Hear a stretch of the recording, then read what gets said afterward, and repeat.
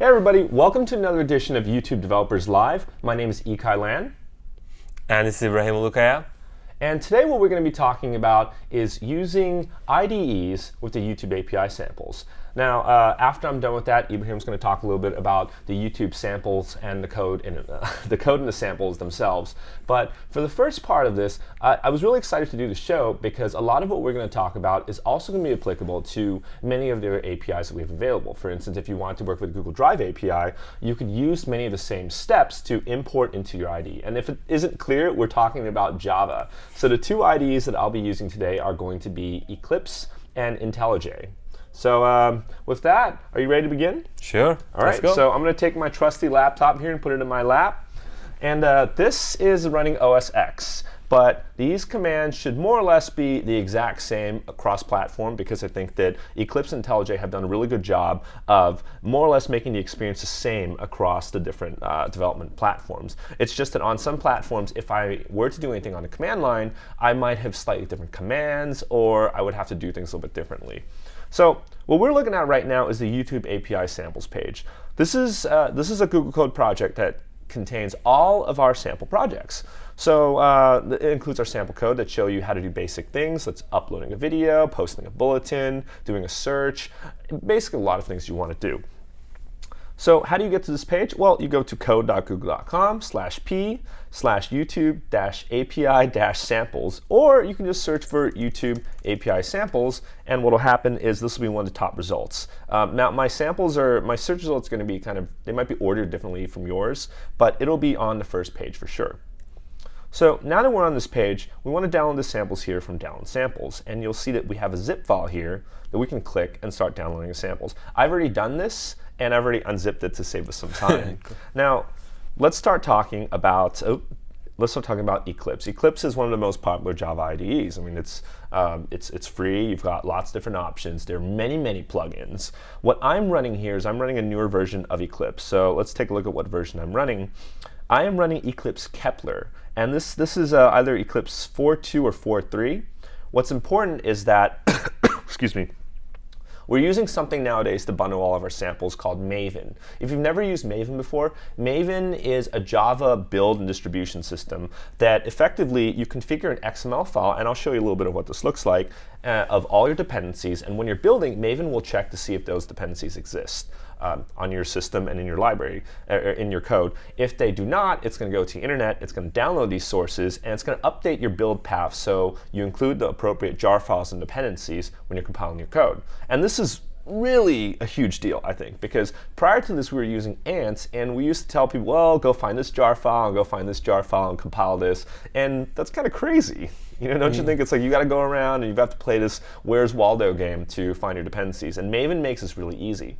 A second thing is that with Maven, there's a very defined kind of structure for what your projects more or less look like, and this makes it really easy for IDEs to import your project. So I'm going to show you what this means. I've already imported a few projects here, but that's because this is for Ibrahim afterwards to walk us through some code. So what I'm going to do right now is I'm going to go ahead and I'm going to import the YouTube command line search sample.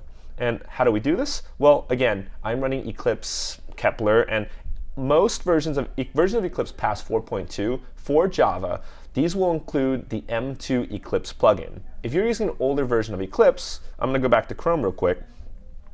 You'll need to install M2 Eclipse. You need to install this plugin if you don't already have it. And the way you do this is the same as the way you would install most Java plugins, where you copy the URL, you go to Eclipse, you click on Help, Install New Software, put in the URL, click Add, name it something, M2 Eclipse. This will go ahead and try to connect to the site. You click on it, you click Next. It's going to calculate dependencies, and this could take a long time depending on what you're installing, but you just kind of click through the menus until this thing installs. I'm not going to show you how to do this because I already have Maven integration on my laptop, so we're just going to go ahead and start importing the project. So I'm going to click File, Import, and what you want to select is existing Maven projects. So you can, if it doesn't show up right away, and it shows up because I was just working on this, type in Maven in the filter, and this will filter down to every kind of import step that includes word Maven. And again, you want to select existing Maven projects. I'm going to click Next. Now we're going to browse the root directory of the samples folder. I put this in my downloads directory. So let's go ahead and let's go to my home directory. Ooh, there's a lot of stuff in here. We're going to go to downloads. I'm going to go to youtube-api.samples. This is what it unzips into. I'll click on samples, Java. We have all of our samples in all different languages on here. Now I'm going to go into the search sample. Now that I'm in the root of the directory, I'm going to go ahead and click open. And notice that there's a pom.xml. If you've used Maven before, you should be familiar with this file. It defines the dependencies, but if you don't know what this is, don't worry too much about it for now. I'm going to go ahead and click Finish. It's going to go ahead and start importing this project into my sample. Now, this went pretty quickly because I've already done this before, but on your first time doing this, it might take a little bit longer because what Maven does is it looks to see what the dependencies are, and it goes ahead and it downloads them to a local cache on a local machine, and if you already have those dependencies, it's basically just copying a file. If you don't have these, that's when it has to connect to the internet and download the dependencies. So when I open search.java, and I have a humongous font, I've got a bunch of imports here, and you see that I didn't have to do anything. And these, Maven just automatically included all of these dependencies, even though these are not in the zip file. So I can go ahead, and you can see that I don't have any errors. I can go and run this code by going to run. Enter a search term. And this is, I'm surprised that worked, but I think it's because I already edited this code earlier. I added, in resources, I added a YouTube, there's a YouTube.properties where you enter your API key, and that's why this code is able to work. So let me just open a quick file so you can see what this looks like. This is pom.xml. And let's open up the raw XML. And this is an XML file that defines all of the different dependencies that your project has, as well as where to go to download these. So you're saying, oh, you've got to go to the Maven repository, and you're going to go ahead and download. We need Google API services. We need the YouTube client. We need the Google HTTP client, and it kind of recursively goes in and downloads the dependencies of those projects. So it's a very, very helpful tool for running code. As you can see, I'm putting that code really quickly. Whereas if I weren't using Maven, I'd have to go through a bunch of steps of configuring jar dependencies and just copying files around until I get the right mix of things to make it work. So that's how you do this in Eclipse.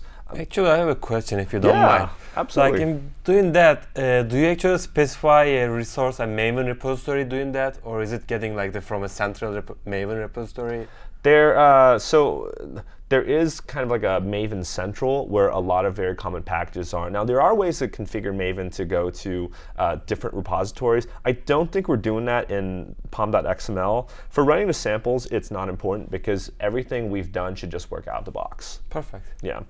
You do need an internet connection. So it becomes a little bit tricky if you work at a company where you have like a proxy, right? Because network proxies are kind of crazy. Like you've got all kinds of different levels of proxies, right? You've got a proxy settings in your browser, proxy settings at your system level, and a whole bunch of other places where we can modify proxy settings. And this causes lots of craziness to happen. So unfortunately, debugging network proxies out of the scope of the show, trying to move relatively quickly.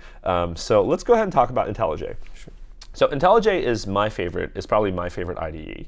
And this is a product that I pay for, right? For just like doing random stuff. And even though I work on I could probably try to apply for an open source license, but because IntelliJ IDE Pro is something that costs for a personal developer, I think like $200. But JetBrains, the company behind IntelliJ, has made a community version that is extremely good, and it's free. So anyone could go ahead and download this, and I'll show you what I'm talking about, IntelliJ IDEA. And, well, they say it's the best. I mean, they're arguably biased, but it's a pretty good IDE. When we click on download, you'll see that, oh, there's an Ultimate Edition, and this is the edition that you have to buy a license for. But there's a free community edition. Even though they say it's lightweight, it's very powerful. So let's go back to... this is still Eclipse. I get confused. Let's go back. I'm all confused now because I have different weird font sizes. So we're opening up IntelliJ. This is the main screen you see when you first open up IntelliJ. And how do we import the samples so that we can start writing code? Again, even though we're doing this with YouTube API samples, you can do this with most of the other samples that we have on developers.google.com, as long as you're using Maven, right? You can do this with BigQuery, Drive API, and so on and so forth. So I'm now going to go ahead and click Import Project. All right, I cheated. I already browsed this, but again, it's downloads, YouTube API samples, Java, and let's do something else. I'm going to go ahead and let's import my uploads.sample. Right? This little M here, this is the Maven symbol. Let's go ahead and click OK. And by default, it might say create project from existing sources. You want to make sure to select import project from external model. We're using Maven, so we select Maven. We click next. And now you've got a whole bunch of different settings, and you could tweak these as needed. I don't think I need to change these too much, so I'm just going to go ahead and click Next. Now it's going to ask you which Maven project you want to import. The Maven project we want to import, well, it's the name of the project we want to run. In this case, it's YouTube-command-line-myuploads-sample. So now I'm going to click Open. I'm going to click Next. And on your first time you're running IntelliJ, you're going to need to specify which JDK you're using. So what's kind of cool is that, this is just a default Mac one. If you don't know where the path is, just go on Google and look for how to configure default JDK for IntelliJ IDEA, or your favorite search engine, if it's not Google. Project name, I know this seems like a lot, but this is actually very, very easy. Most cases, you don't need to change anything here.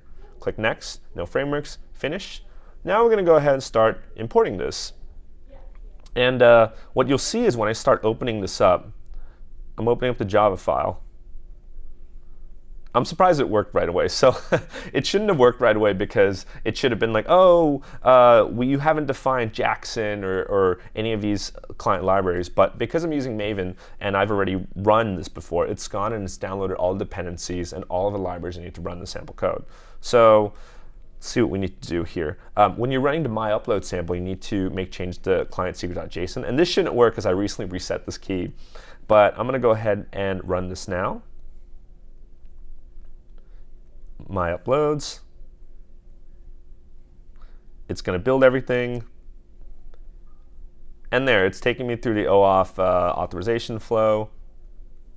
And it has bombed out because I'm using an invalid client ID. But don't worry too much about that right now. The point is that you don't have compilation errors and things are working right away. And Maven has a bunch of other features. So when you right-click on your project, you can scroll down to Maven, and you can see some of the different things you could do. Right? You can re-import things if somehow you've messed things up, if you've deleted the local jars. You can generate sources, and you can just do a lot of different things in Maven. So this is IntelliJ IDEA. There's just a lot of things I like about this product, which I like their approach to a lot of just a lot of things you want to do in IDE. But then again, it's up to you which one you want to use. Both IntelliJ IDEA and Eclipse are very good options. I simply prefer to use IntelliJ for a bunch of personal reasons. So that's all I have for now. So if you have any questions about how to do any of this stuff, do find us on Stack Overflow using the YouTube-API tag. What I'm going to do now is I'm going to close down IntelliJ, and I'm going to hand this laptop over to Ibrahim because he's using Eclipse. I'm trying to convert him, and he's actually pretty open-minded. He said, yeah, I'll give it a try. Yeah, but for this show, he's going to be using Eclipse because he knows a little bit better. So let's go ahead and do that right now. I'm going to minimize my browser, and let's open up Eclipse. And I'm going to hand this over to you. Cool, Right. Thanks. Did you have any questions about that? Hopefully that was very clear and I was able to explain. I think that was really clear. Like so far I was using the command line of Maven, but using this way, I think make even my life much easier. What I actually do is I do something different where when I'm developing, I use the Maven plugin, so in my IDE it imports things correctly, but I still also use the command line heavily. I use the command line for doing things because I prefer to use the command line for source control and just doing these builds. But again, it's all personal preference. Some people like GUIs and IDEs. Mm-hmm. I like a mix of an IDE and command line based environment. It's perfect. So, all right, take it away, man. Okay, great.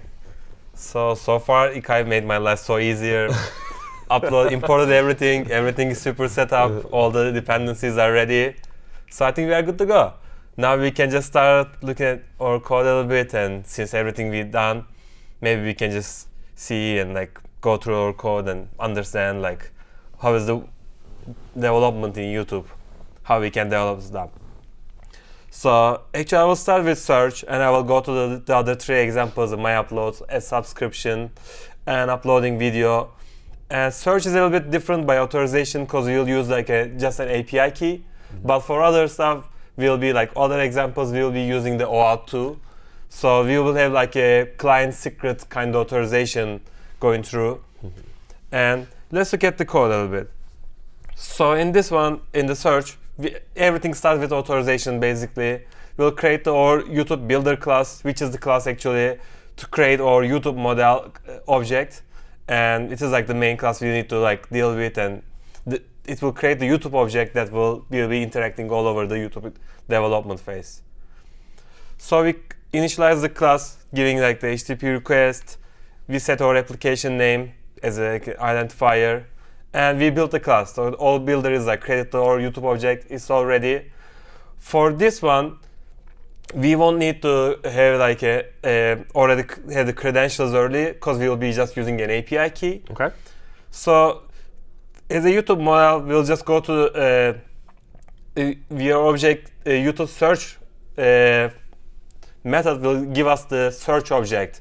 And once we wanna like, since we wanna do like a search, we'll do like a list out of the search. So we created like the YouTube search list object by using the YouTube search list, and anything we want to give as like the parameters, optional parameters. Actually, these are the resources we want to get back from our search results. So we want the ID and snippet to be returned back. Now, is this list object compatible with Java util list? Or No, it is not a Java util list. Maybe there could be like a small. People can get confused about it, but it's the YouTube search list object. So I ideally like actually rather than importing all the way to the Google YouTube search list, I would rather just go to the way it ends till to before the YouTube. So you will be able to see in here in the screen we can see actually it's YouTube.search at that's a list very object. That's a very good tip, especially if you when you're don't reading code. do it, I think you may see the list in both ways and you may get confused really easily. That's a really good tip. Thank you for that. So since we didn't get authorized before, we'll use the API key. For this example, for the sake of this example, we just get the API key from a property object, and we set it to our search object. We create the search object by the list, and we want to actually have like a query term. We get it either from user. For this example, we just get it from the user, the query term. We want actually for this one, we just want the videos to be returned, not the playlist or channels. For this one, just the videos, and we set the type. We set the field is an optional parameter. If you want just like this few fields to be returned rather than everything in that resource, we want like that one. We set the maximum results, and after we set all this object and we make it ready for execution, all we need to do is execute. In this line, we execute it. And since it's a search list execution, it will return us the list of search results. Not to confuse, this time we are using the Java list. Now this time's a Java list. This time is a Java list. So like since we named the other one as youtube.search.list, so it is obvious that this time we are using the other list. So just to clarify, a youtube.search.list, you're not actually creating an object that's a list. You're creating an API request object. Yeah. So because the API request, if you look at the URI when you go to the API Explorer, it is /list, right? It's very in this kind of RESTful style. So again, that is a request object, and this is an actual list of objects. The one we created first was a request object, and this one is actually our response. So anytime the way we will be going on all these examples is we will be creating the request, modify it if necessary, and once we do the execution, after execution we will get like a response object, and this object here is like a type of list search results. So we will have like all the search results inside our list, and we can like for this example we can just go over the list and get all the things we want inside the object, which will be like search results. And I will move over and I will just go to other examples, actually like going through the OAuth 2, which is like the suggested way of using our APIs. So one nice thing about this while he's setting up this project I'll talk about is that I really like the Python client. I think it reads really nicely. It's very concise. It works really well. But you do have some advantages when you're using the Java client, which is that you have type safety, which allows the autocomplete to be somewhat useful. Now, this can also be frustrating in some instances when you make an API request and you must pass a specific instance of a certain type of object. But while you're learning the API, just having autocomplete to say youtube.search. What are my methods? Is it the right number of parameters? It's very, very helpful. So there's kind of, win and lose. Yeah, I think I first started on doing my own examples on the Python. It was fast and it was like done. But on the other end, like when I'm like stuck in somewhere and I don't know like which is the right object type, that was the time that I was like, oh, maybe Java would be much easier that way. Right. And definitely use the YouTube API Explorer that's on developers.google.com to kind of figure out what to pass in. Because your alternative is you're writing code and testing, writing code and testing. The YouTube API Explorer, it'll deal with it'll manage the authentication for you, and you can try different things till you find a combination that works. So. And in documents, it's like explicitly said like which one are the required parameters, which are the optionals. So definitely go there. Definitely go like whenever you are stuck in something that you are not sure like what kind of parameter you want to pass, or you are getting responses like bad request. Definitely go there and like check it out, which is the right one. All right. So what are we looking at now? It is like my upload. So we want to try to get like all the uploads we did to our own channel. Okay. So this one we will use like as I explained, the OAuth 2 kind of authorization from a client secret. Right. For installed applications, we use like this philosophy using like the authorization code flow, which actually say when the user wants to use our application, he gives his own identity and just he logins it, he authorizes with his identity, and once it's passed, we will save the identity to the client secret JSON, not the password, not the username, just the token. Again, not the username and not the password. This is very important. Yeah, this is like the approved way. We don't want to save like users' credentials in this way. Yeah. So we try to check it, and if for this example, if the client secrets file is not existed, we try to get it from the user. And once we get it, we want to... Let's just browse to it real quick. It is, if you need to edit this, it's in source main resources. It's client_secrets.json. Yeah.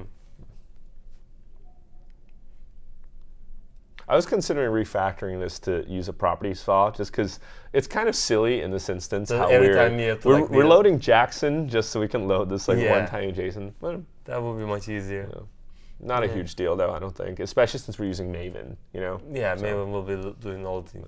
So from or JSON, once we set it over there, we were able to just like read it from as a credential store.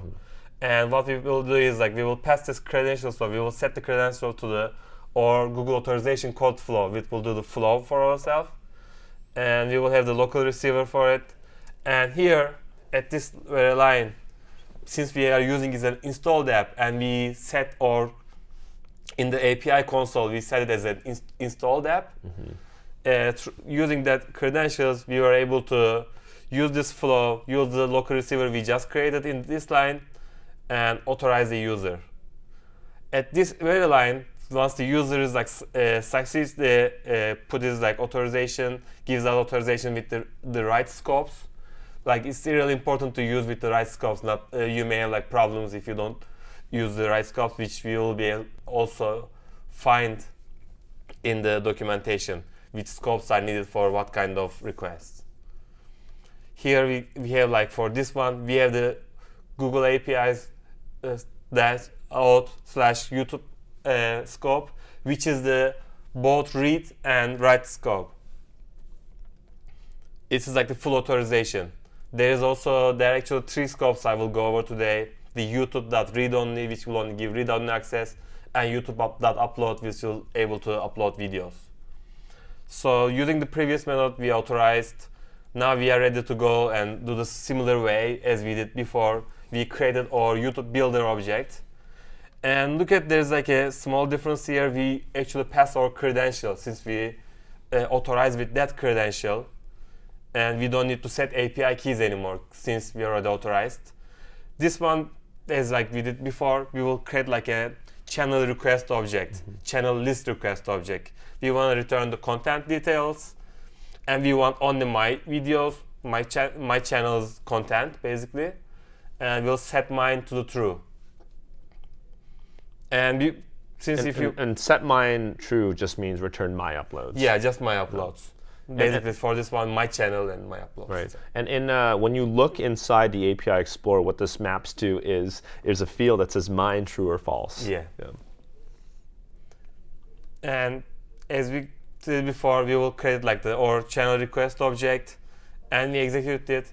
And this one, again, we will return a list of Java util list kind of channels.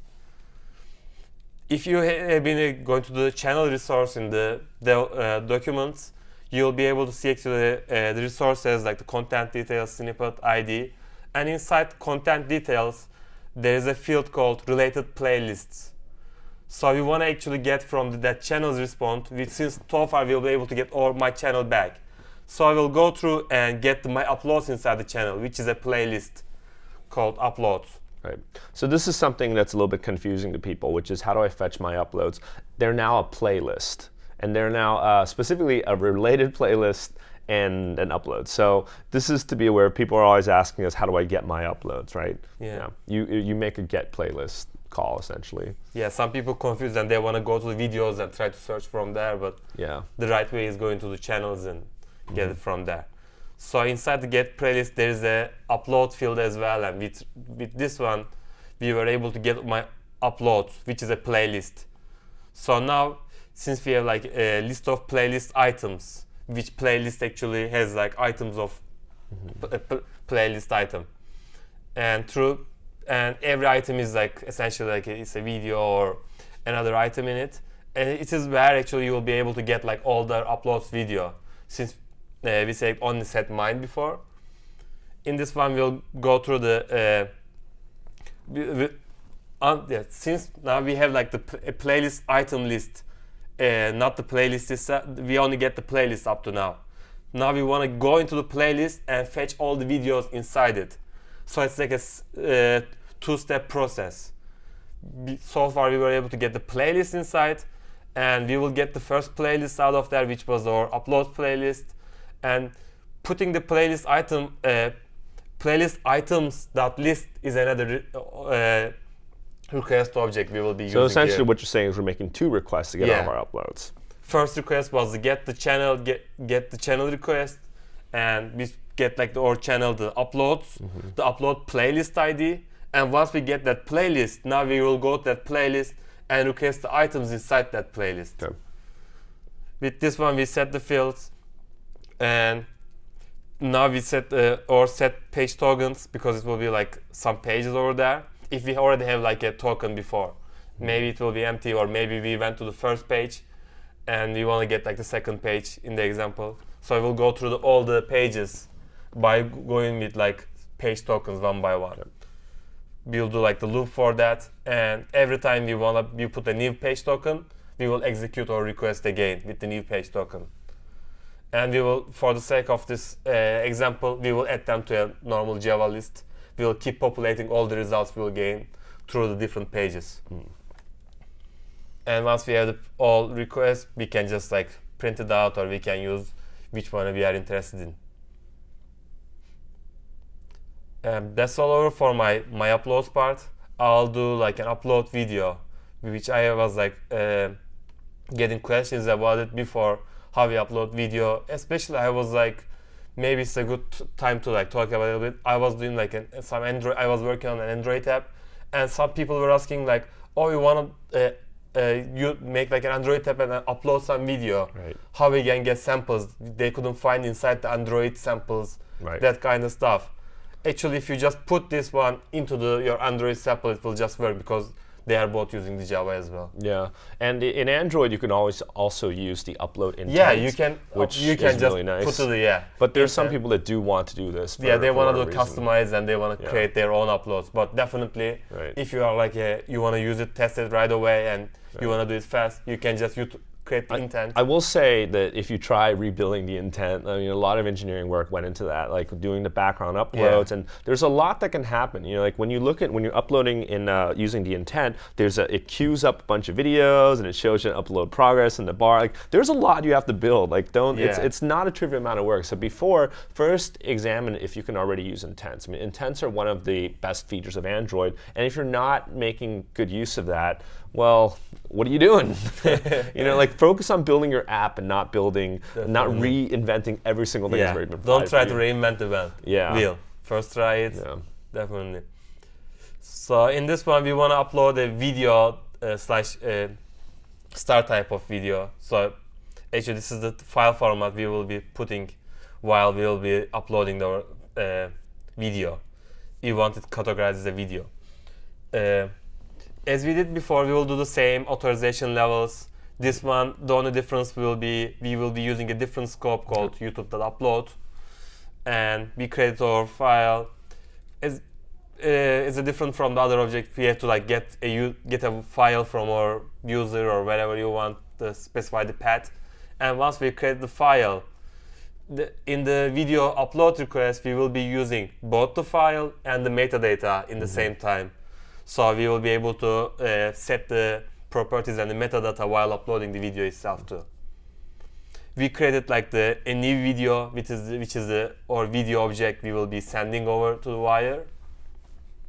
And we want it to be like public. We set this private status. It's a video status object. So as we explained before, everything here will be like an object. Every field we want to create. Maybe if you guys using as a dictionary in Python, here we will be using as a object for all of these fields. It's a video status object. If you want to set the status, and we set the status as public, we set it to the metadata we want to really push it, which is the video. It's the video object. We want to like set a snippet as well. We create like just from a calendar, we just get today's date or any date we want. We set this snippet as its like title, description, and we want. There was like questions about how we put the text inside, and you will put the text inside the snippet as a list, as a Java list, not an or special list. Yes. Java util list, an array list we did for this example. And we set the snippet with all the tags, the title, the description, and we wanna like push it to the YouTube. Right. And how?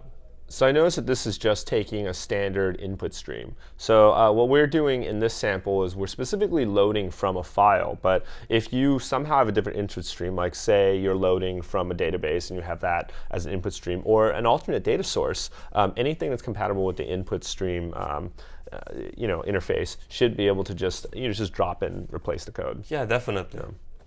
As long as there's an input stream interface that implemented, you can just use it right away. You can plug it in.